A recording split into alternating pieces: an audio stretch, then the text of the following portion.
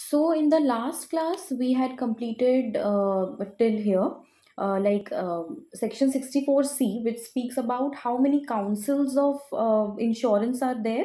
So one is your life insurance council, and another one is your general insurance council, which is for general insurance, health insurance, and reinsurance, right? So in today's class, we are going to start with section 64UN. So this particular section talks about surveyors and loss assessors. So what is the job of a surveyor? So a surveyor is appointed to gather statistical information. Statistical information means पिछले साल कितना था, पिछले साल कितने claims थे, कितने policies हुए थे, and how many male policy holders were there, how many female policy holders were there, what was their age, age, क्या बोलते हैं, एज ब्रैकेट क्या था, कौन से एज से कौन से एज के बीच में वो लोग थे. All those things are under statistical information. Now, what are loss assessors? Now, loss assessors are appointed to assess the losses. Obviously, if there is a business, then there will be profit and also losses. So in case of insurance business also, losses happen, and loss assessors are appointed to calculate or estimate the losses, right? So who can be a surveyor or loss assessor? Any experienced person can be a surveyor or loss assessor. You don't need to have any certain qualification, but yeah, uh, like anybody who has completed 10th or 12th can do this, right? But his academic qualifications should be there according to the regulations made under this act, right?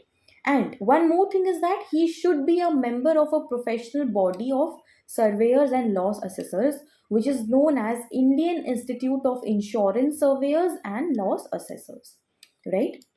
Now, this surveyor or loss assessor should comply with these three things. The first is he should comply with the code of conduct.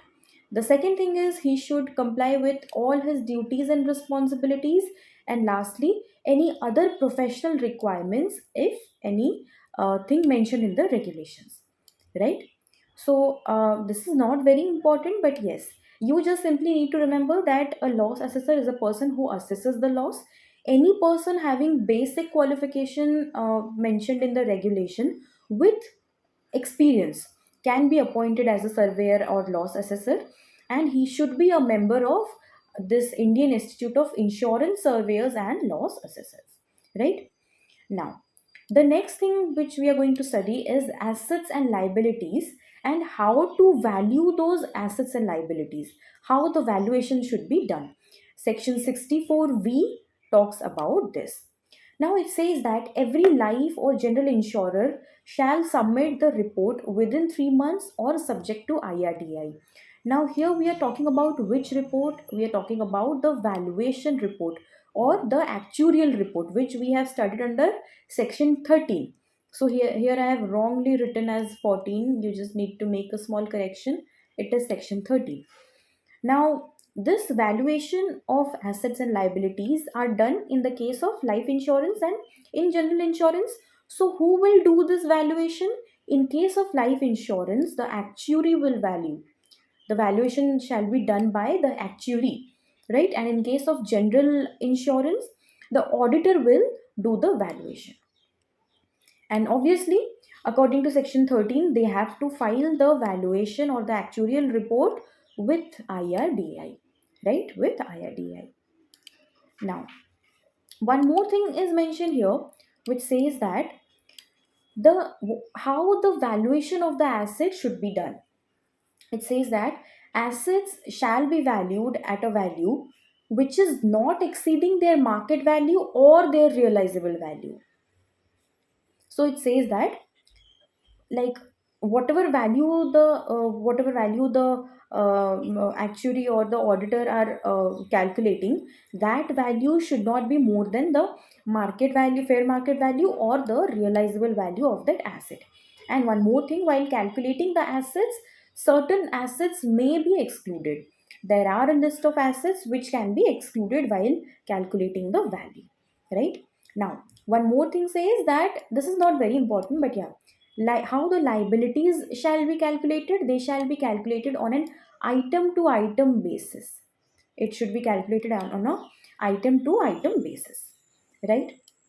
Now, this section only we are continuing now, which says about sufficiency of assets, like how much asset or what value of asset you should always contain with you in order to be on the safer side. So it says that every insurer and reinsurer shall at all times, साल के किसी भी वक्त, they should maintain this according to section 6.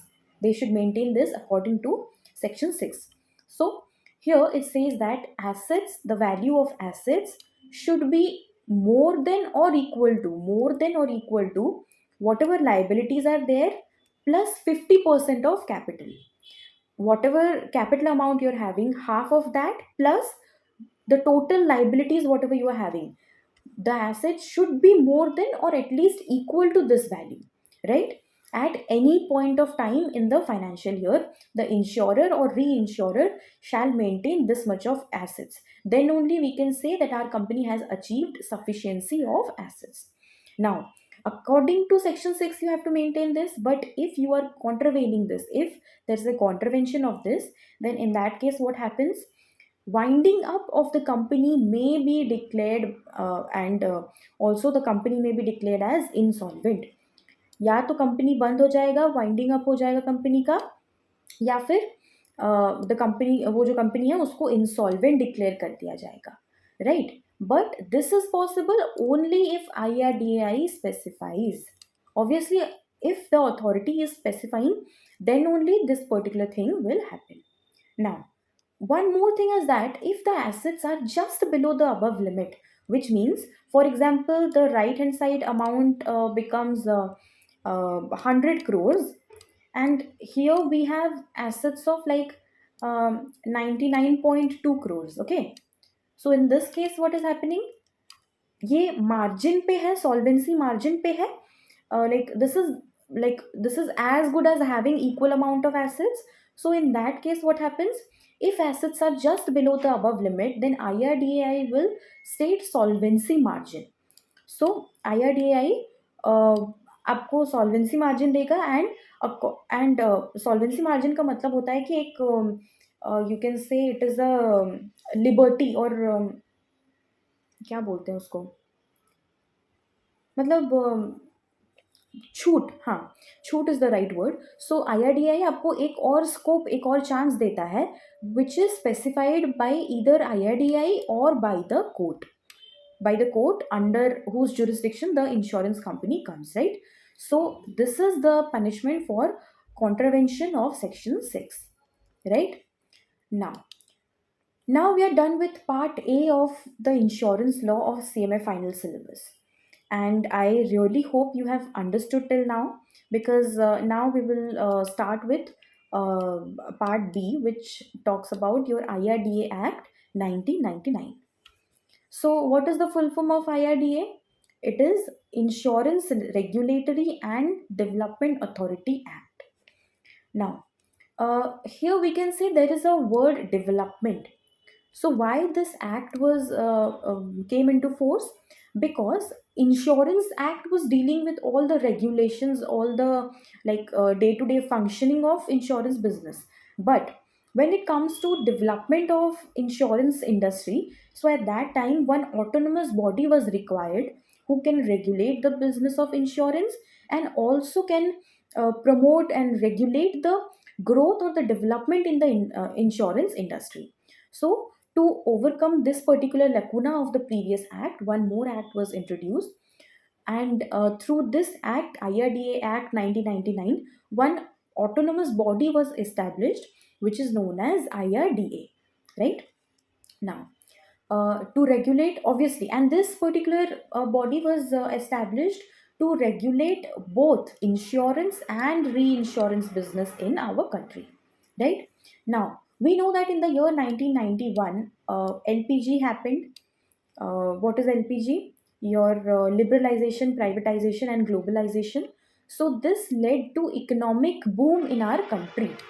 So at that time only, IRDA was constituted as per the provisions of IRDA Act 1999, and it was incorporated as a statutory body in April 2000. So this was incorporated as a statutory body, and the headquarters of IRDA are situated at Hyderabad, Telangana, right? So this is the basic thing. And what are the two main objectives?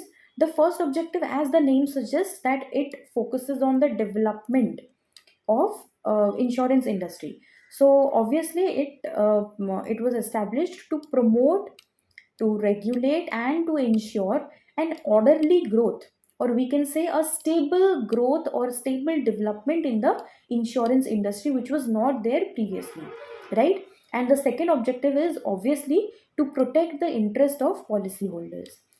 कोई भी question आए, if you are unable to think of any answer, then you can simply write this particular point, because to protect or to safeguard the interest of policyholders, this point is valid for every answer in this chapter, right? Now, uh, now let's understand the constitution of IRDA. Now, after a few minutes, we will understand this in detail, but now let's take a brief overview of this. So, IRDA constitutes of 10 members. So, it is a 10 members body. So, one chairman is there, five full-time members are there, and four part-time members are there. Now, what is the meaning of full-time and part-time members? That is not in our syllabus, and also इतना जानने की भी ज़रूरत नहीं है, right? And this is mentioned in section 4. And all these 10 members are appointed by Government of India, right? Now, we have till now in the part A of the act, we have been studying that IRDAI is there. But when I started this topic, I have written the heading as IRDA. Why is that? Because when it was established as a statutory body, it was established as IRDA only. The Insurance Regulatory and Development Authority was the name. Of India was added later on in the year 2014 on 30th December, right? So incorporation के 15 साल 16 साल बाद वो आया, ये India word was added there. Now, one more thing is that okay, so this you may expect in MCQ. It is not very important, but yeah, just try to remember the year at least. Now, IRDA is authorized to perform which all work? The first thing is that when one insurance company is incorporated under Companies Act in India, so the insurance company has to register itself under IRDA to be able to continue the to be able to start the insurance business in the country, right? So obviously IRDA is authorized to register the new insurance companies in India, right? And obviously IRDA is authorized to renew the insurance registration. For example, the first registration was valid for 2 years, and after 2 years again the insurance registration has to be renewed. And also the companies who are not performing well, or they have contravened in any provision or in any compliance, then IRDA has also got the power to withdraw the registration of the companies, and also to cancel the registrations of the company if needed, right? And lastly, to modify the registration procedure of a company. So the first thing is what? Obviously, register, then renew, then withdraw, then lastly cancel, and then modify the registration procedure. So the first 4 points we all can remember: register, renew, withdraw, cancel, and lastly modify, right? And one more thing, new insurance company का मतलब क्या होता है? New insurance company also includes those collaborations of the renowned insurance companies overseas, which means in any abroad country, with the existing Indian companies. So, collaboration of any Indian company along with a foreign insurance company is also known as a new insurance company, right? Now, what are the functions of IRDA? So, here I have made an acronym which says that A, princess, and when you write this, so एक के बाद एक letter छोड़ के this comes twice. Okay. Now, what are the functions? The first is here I have written alphabetically so that वो याद रखने में easy हो जाएगा. The first thing is that assistance in gaining correct information about policies.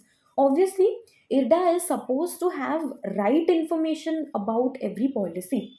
What are the provisions of the policy? How the claim has to be made in any particular policy, and everything, every information which revolves around the policy has to be with IRDA, right?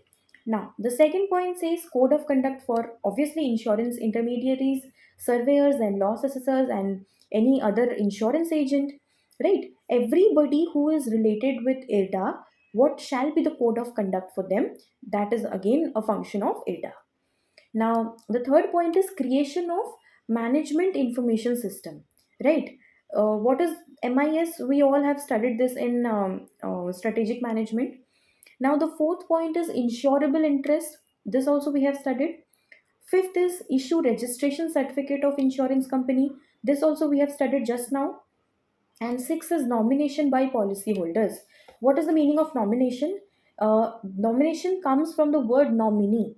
Whenever we are making any policy, then obviously we have to assign somebody as our nominee, which means if anything happens to the policyholder, then who is going to get the money or who is authorized to have the power of an attorney of that claim amount. So that is known as your nomination of policyholders. And also, IRDA also deals with promotion of self-regulation within the insurance sector, which means IRDA, whatever regulations are there with IRDA, IRDA is supposed to promote those rules and regulations within the insurance industry. And next is what? Practical training, providing practical training for insurance agents and intermediaries. Obviously, this is also very similar to this code of conduct. Whenever you are writing this code of conduct point, along with that, you can pair this particular point, right? Next is what? Regulation of investment by insurance companies. Obviously, we have studied this. Shivani, can you tell me in which section we have studied the regulation of investment? In the last class only we had studied.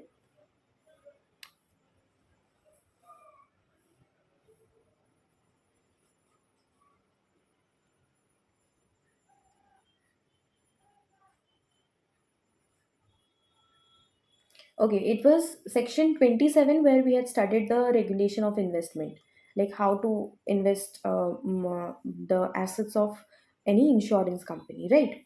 Now, the next is what? Surrender value determination of, I forgot the section. Okay, no issues. Surrender value determination of policyholders. So, in the last class, we had studied that the surrender value is decided, right? So, how is it decided? ऐसे हवा में तो decide नहीं होगा. So, for that, you have to determine or you have to do a proper calculation of the surrender value for a policyholder, right? So, again, that is also a function of IRDA. And lastly, settlement of insurance claim, obviously, and supervising and monitoring the insurance companies. So these are very easy points. So some of the points are like it only requires common sense, but the few points which you need to remember is this point number 3, and point number 7, point number 6, and lastly point number 10. Only these 4 points are there which do not require common sense. Rest all you can write on your own. Okay, so in our ICMAI book, some of the points are given like this, like section 3 to section 12. क्या क्या है वो एक ही जगह पे दे दिया है. So we are also going to study all those things like this only. We don't have to remember everything like section wise. So, what is IRDA? IRDA is a body corporate with some contractual powers, which means IRDA has also got the authority to uh, have certain impact by virtue of a contract. कुछ contractual powers भी हैं उसके पास. and members are supposed to be appointed by central government depending upon their expertise and experience in the field of obviously insurance, obviously law, and obviously economic accountancy.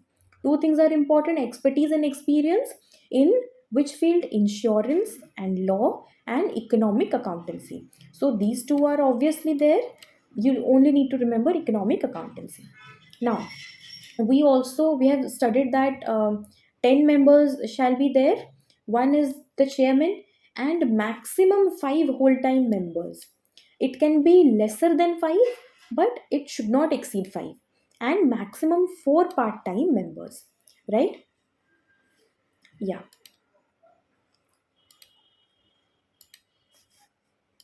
Now the next thing we will study from the chart only. So here it is mentioned that the IRDA is an authority which is a body corporate. So the chairman of IRDA has got the maximum age limit of 65 years. After 65 years, the chairman has to retire. And whole time members and part time members, they have a maximum age limit of 62 years. 62 years, okay? After that, they have to retire. And what is the term of appointment of all the members of body corporate? It is for 5 years, right? एक term उनका 5 साल होता है, and after that they may be reappointed, right? They may be reappointed. Now, what is the procedure of giving resignation of the members?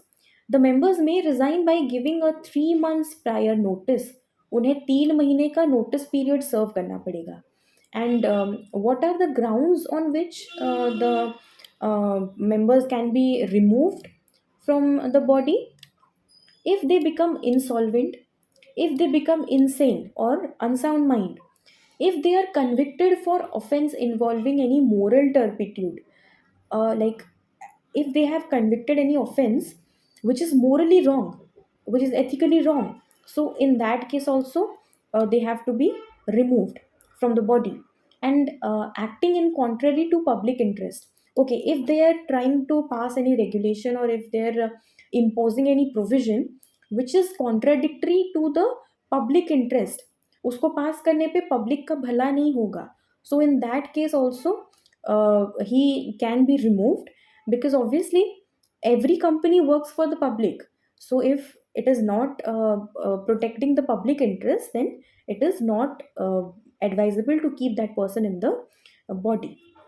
Now lastly, if he has any illegal financial interest, if he's having like uh, by passing such some regulation, if he is gaining some illegal financial interest or financial benefits, so in that case also he shall be removed, right? Now, here one more thing is mentioned that uh, if members are there in a body, then obviously they are going to get remuneration. So their remuneration amount for every member shall be as per the prescribed law, right? Now, chairperson and whole time members. Here we are not considering the part time members. We are only and only considering the chairperson and maximum 5 whole time members. That within 2 years from the date of appointment, they may not hold the office if central government or state government or the insurance sector directs them to do that, right? So this is not very important, but yeah, just keep this thing in your mind that within 2 years they may not hold office. Lastly, the procedural aspect of the meetings of the authority may be determined by regulation. What do you mean by procedural aspect of the meetings? Whatever meetings are conducted, board meeting, general meeting, so in that case the like whatever regulations are there under IRDAI, so those regulations will only decide what how the meeting is to be conducted and all those things, what is the procedure to conduct the meeting and all those things. Now, we have read that maximum 10 members can be there, right? 1 plus 5 plus 4. So, all these members should have knowledge in life insurance, general insurance, and actuarial science. right? Now, the next thing that we are going to study is section 14, which talks about duties, powers, and functions of ADA. What is the duty? See, this is very important, very easy to remember. We have studied in the beginning of the class that IRDI came into force because we wanted a body who would think about the development of insurance industry, right? So D for development, D for duty. So what is the duty? वही same thing which we have studied in the objective of IRDA in the first page. So it is to regulate, control, promote, and ensure healthy development of insurance and reinsurance business. Right? D for duty, D for development. Now, what are the powers and functions of ADA? So I have made an acronym for this. It says ACID LSR, and three S are there and three R are there. Okay.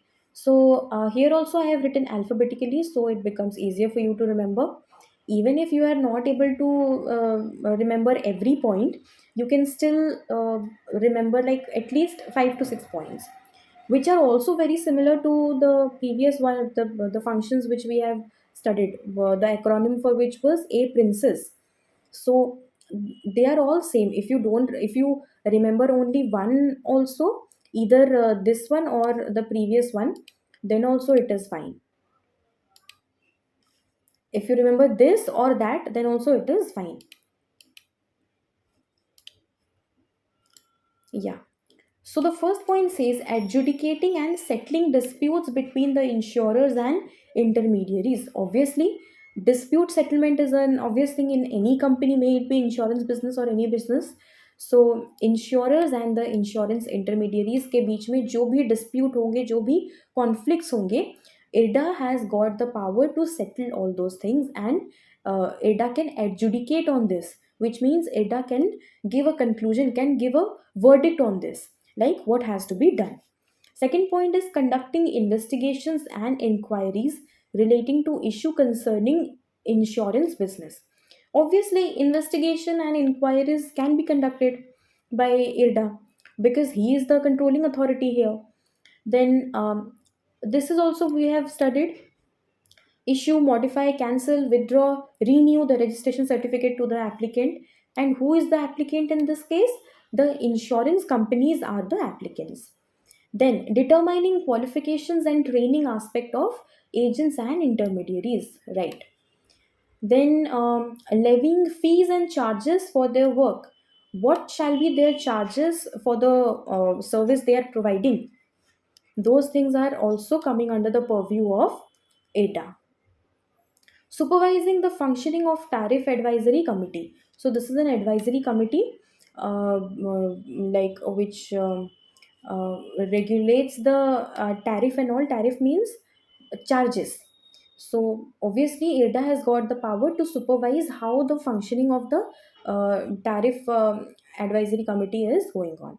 Then specifying code of conduct, then safeguarding the interest of the policyholder. See, I told you na, this particular point you can write in any answer. Then regulating maintenance of margin of solvency. Margin of solvency, what is that? In the beginning of today's class, we have studied that asset should be more than or equal to liability plus 50% of the capital.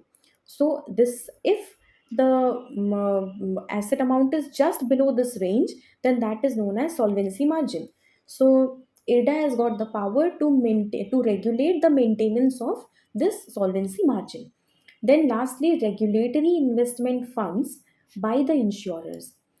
Um, so, here in this case, IRDA has also got the power to regulate whatever funds are there in the with the insurer, and how the investment of those funds are being made. And lastly, regulating and controlling the business which is not controlled by tariff advisory committee. So this is also very basic. So here whatever things I have marked in red pen, point 2, point 4, point 5, point 6, point 9, point 10, point 11. So these 7 points only you need to remember because the rest 4 points are common sense only, which we have been studying till now. I hope this is also clear. क्योंकि इसमें कुछ ज़्यादा पढ़ने के लिए है नहीं, you just need to memorize these things. Now coming to section 15 to section 17, which talks about finance, accounts and audit. So central government grants funds which are necessary for IRDA, which is called as IRDAI fund, right? So this fund, ये fund कहाँ से आता है? This fund includes governmental grants, fees and other charges, and also if IRDA is receiving any fund or any money from other sources of central government, then that is also included here. So this says it includes, which means this is not an exclusive definition. इस ये दो point के अलावा भी अगर कहीं से fund आ रहा है, then also that is applicable here.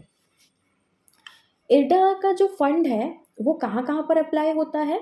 IRDA fund is applicable for paying off the salaries and allowances of the employees and members of IRDA, and also to carry out the other legitimate expenses of IRDA. So here we know that only those expenses are allowed which are legitimate, which are like which are relevant. ऐसा नहीं है कि फालतू खर्चों में भी ये fund use हो रहा है, not like that.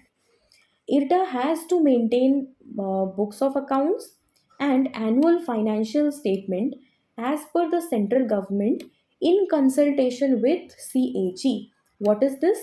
Comptroller and Auditor General. So, obviously, because it is a company, it has to go through audit procedure. So, annual financial statement has to be maintained and the books of accounts has to be maintained. The books of accounts of IRDA shall be audited by CAG, and the expenses of this audit shall be borne by IRDA only.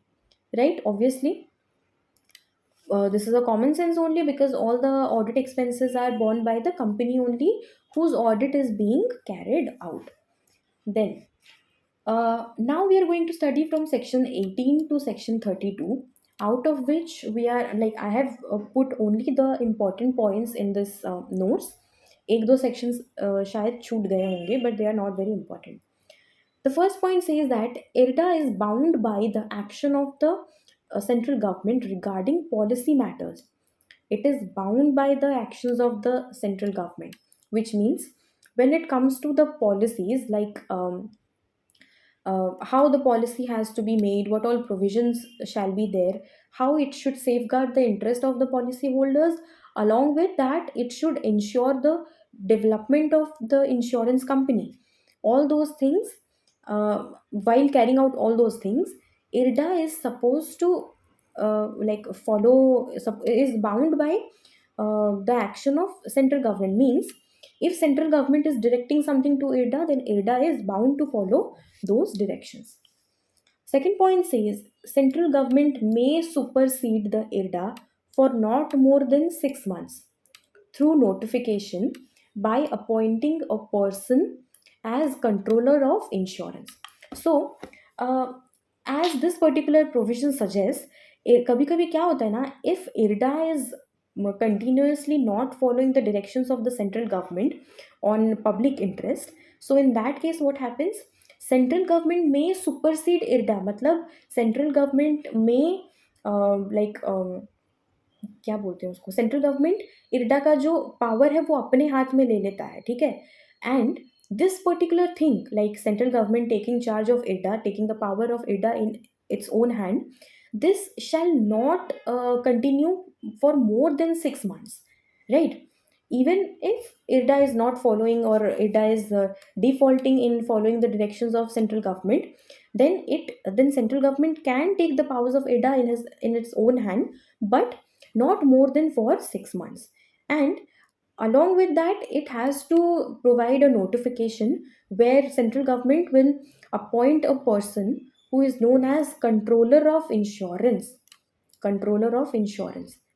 right? And that particular person will be known as the representative of central government in this particular case, right? Now ये जो notification था वो notification आया, right? From the date of publication of notification, the chairperson and other members will cease to hold office, which means वो लोग अपने जगह से गए, they cannot hold the office anymore. And along with the office, they also seize the powers and functions and duties vests on central government. Which means क्या होता है यहाँ पे, whatever power function and duties of these chairperson and members were there, that will go on to central government in this particular case. Then, the central government may appoint fresh chairman and other members. The central government may appoint fresh chairman and other members in this. So, after obviously, if all these persons will not hold the office anymore, so there has to be one chairperson, there has to be the members for functioning of the body, because due to the default of some persons, we cannot leave the body like that only. So obviously in that case, fresh appointment has to be made. Then one more thing is that IRDA may establish insurance advisory committee. Insurance advisory committee is for what purpose? It is for development of the insurance activities, insurance industry. So this insurance advisory committee will consist of maximum 25 members, but it will not include the existing members, right? Which means 25 plus 10. 10 कहाँ से आए? जो original members थे, one chairperson, 5 whole time members, 4 part time members. So excluding these 10 members, more maximum 25 members can be appointed uh, for insurance advisory committee. Now, section 26 says that, now this is important, you may remember this. The chairperson, right? Chairperson of Insurance Advisory Committee will be the chairperson of IRDA only. But it is by ex officio chairperson, means by virtue of that position only that person is being the chairperson of this committee. अगर वो इर्डा से resignation दे देते हैं, इर्डा से वो उनको remove कर दिया जाता है, then automatically he will not be the chairperson of insurance advisory committee also. And the same thing is for members as well, right? Then IRDA may by general or special order delegate the powers and functions to any of its members, officers and employees. General या फिर special order pass करके IRDA can delegate the powers and functions to any of its employees, officers और members. Obviously anybody can not perform all the work by itself, so it has to delegate the powers and the functions to all of its members and officers and employees in the hierarchy, right? Now, IRDA, after consulting the committee by notification, may make regulations on different procedural aspects. Obviously, regarding the procedural aspects, IRDA can make regulations and amendments, but after consulting the committee, right? And the last point says that each rules and regulations made are to be placed before the upper house and lower house of the parliament. Okay, do you know which one is the upper house out of Rajya Sabha and Lok Sabha? Which one is the upper house and which one is the lower house of parliament?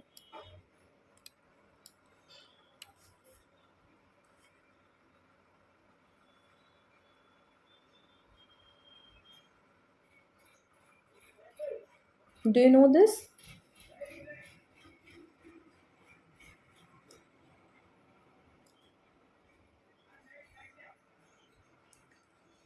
Yeah, so Rajya Sabha is the upper house and Lok Sabha is the lower house of parliament. So we know that every rules and regulations made are supposed to be placed before Rajya Sabha and Lok Sabha for 30 days while the parliament is in session. Parliament का जो session होता है, जब वो session चल रहा होता है, at that time only you have to put forth all these rules and regulations.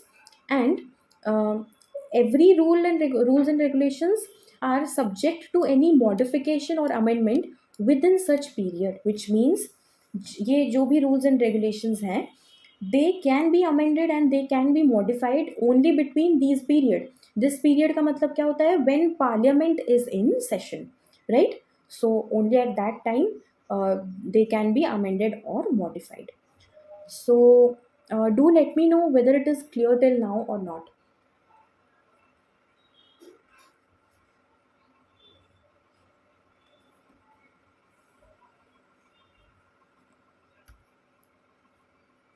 Because with this we have completed the entire syllabus of your insurance law. So do let me know till now, is it clear or not? Shivani, do let me know, is it clear till now? Okay, Shivani has written clear. Okay.